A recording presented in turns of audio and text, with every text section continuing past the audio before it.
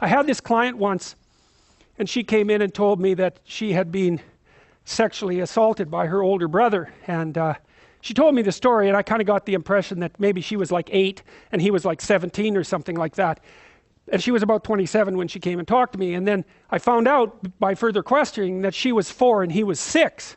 And I thought, she still had this story in her head of her being tormented by this older person, right? That's how she told the story. And what I told her was, well, look, another way of looking at this is that you two were very badly supervised children. Because, I mean, he was 6, for God's sake. You know, he's a little kid. That doesn't mean that what happened to her was any less traumatic, but he wasn't 17, right? The story was different than the one she had in her head. And, you know, by the time she left, after we had that conversation, it was clear that the way that she was construing the experience had radically shifted. And it's very interesting because, you know, you think of the past as fixed.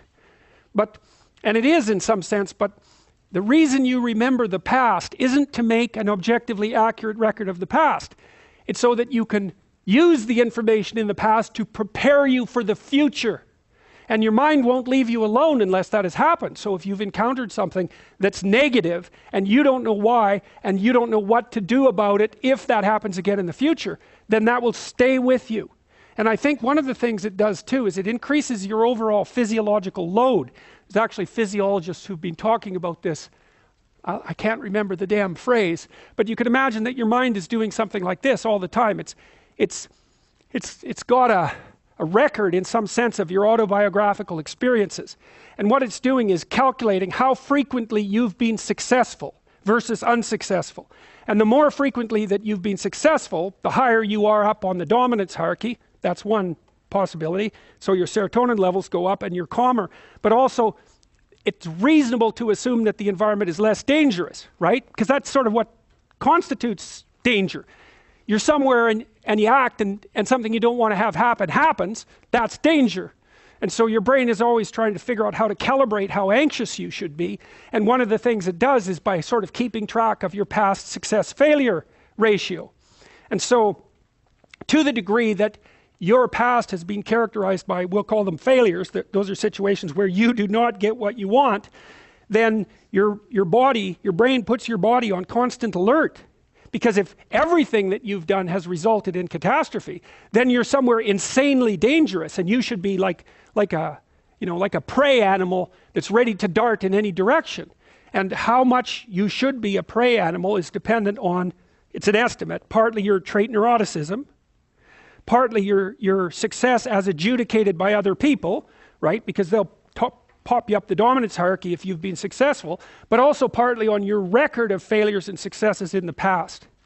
And so you can go back and you can find out where you have holes in the structure through which you're viewing the world. That's one way of looking at it. And you can sew those things up.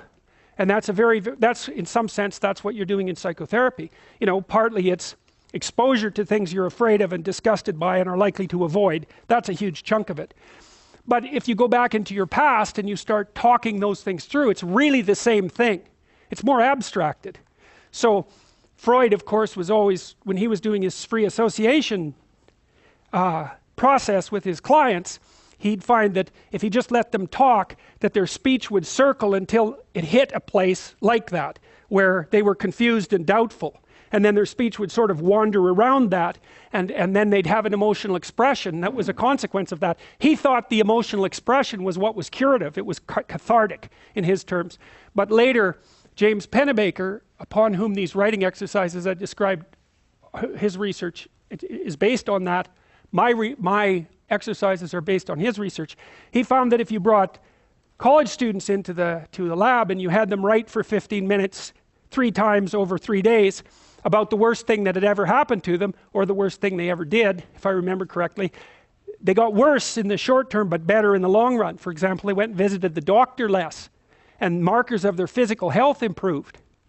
And so I think the reason for that is because, what is that called? It's called something load. I just about got it right from the physiologists. Doesn't matter. They got healthier, as far as I can tell, because they basically calmed down. Once they had gone through the negative memory and sorted it out properly and told a properly articulated story and figured out how to deal with it, then their physiology calmed down. And so then they weren't as stressed, they weren't producing as much cortisol, and so cortisol suppresses your immune function, and so they were more likely to stay healthy. And so, well, so that's all very much worth thinking about. That's all in the domain outside of the light. That's one way of